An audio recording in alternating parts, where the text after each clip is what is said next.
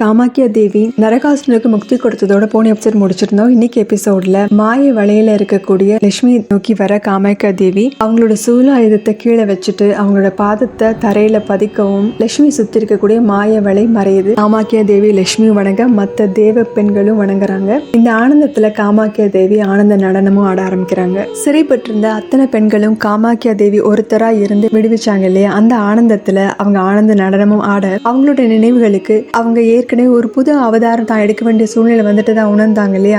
அதுக்கப்புறம் சிவன் கிட்ட வந்து நீங்க இப்போ ஆனந்த தாண்டவம் ஆடலையா அப்படின்னு கேட்டாங்க இல்லையா. இப்போ ஆனந்த தாண்டவம் ஆட போறது நீதான் அப்படின்னு சிவன் சொன்னார் இல்லையா. அது எல்லாமே ஞாபகத்துக்கு வருது. இந்த நடனத்தை ரொம்ப சந்தோஷமா அங்க இருக்க எல்லாருமே பார்த்துட்டு இருக்காங்க. அந்த இடத்துக்கு நாராயணனும் சிவனும் வர்றாங்க. காமாக்கியா தேவி சிவனை பார்த்ததுமே நடனத்தை நிறுத்திட்டு சூலாயத்தோட நிக்கிறாங்க. பைரவரும் அந்த இடத்துக்கு வர்றாரு. இப்போ காமாக்கியா தேவி உடல்ல இருந்து பார்வதியோட உருவம் தனியா வந்து நிக்க சிவன் அவங்களுக்கு தன்னோட தலையை தாழ்த்தி வணங்க நாராயணன் அவங்கள கையெடுத்து கும்பிடுறாரு.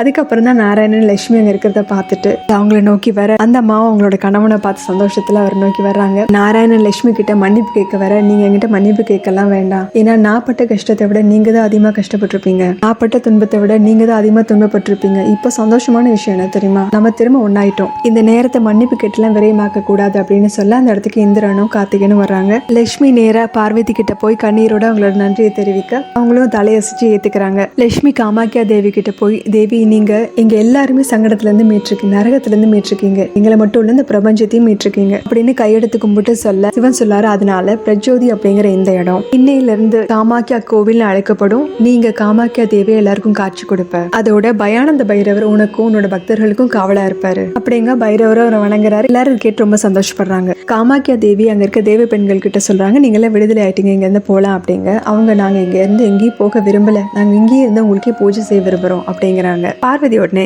உங்களோட ஆசை இதுன்னா அதையும் நிறைவேற்றலாம் அப்படின்னு சொல்லிட்டு இன்னையில இருந்து இந்த பகுதி ஹாசினும் ஹாரோ சமாஜ்னு அழைக்கப்படும். பெண்கள் இந்த உலகத்துக்கு எப்படி வழி நடத்த முடியும் அப்படிங்கறத எல்லாருக்கும் உணர்த்துற பணியை செய்யுங்க அப்படின்னு காமாக்கியா தேவி சொல்ல எல்லாரும் அவங்கள வணங்குறாங்க. இந்த வரத்தை கொடுத்ததோட காமாக்கியா தேவி அங்க இருந்து கிளம்புறாங்க. பைரவரும் கிளம்ப இந்திரன் சொல்றான், உங்களோட கருணையினாலதான் எல்லா பிரச்சனையும் முடிவுக்கு வந்துச்சு, எல்லாமே மங்களகரமா முடிஞ்சது அப்படின்னு பார்வதி கிட்ட சொல்ல, அவங்க இல்ல தேவேந்திரா, இன்னைக்கு இரவு அமாவாசை, நரகாசுரன் என்ன சொன்னா, இந்த பிரபஞ்சத்தை இருள மூழ்கடிச்சு செல்வங்களுக்கு செய்வேன்னு சொன்னா இல்லையா, அதுல இருந்து இந்த பிரபஞ்சத்தை காப்பாத்துறதுக்காக நம்ம எல்லாருமே இன்னைக்கு லட்சுமி பூஜை செய்யணும் அப்படிங்கிறாங்க. இதை லட்சுமி ரொம்ப ஆனந்தமா பார்த்துட்டு இருக்காங்க. இதோட இந்த எபிசோட் முடியுது. அடுத்த எபிசோட்ல பார்க்கலாம். சேனல் லைக் பண்ணுங்க, ஷேர் பண்ணுங்க, சப்ஸ்கிரைப் பண்ணுங்க, பெல் பட்டனை பிரஸ் பண்ணுங்க. தேங்க்யூ.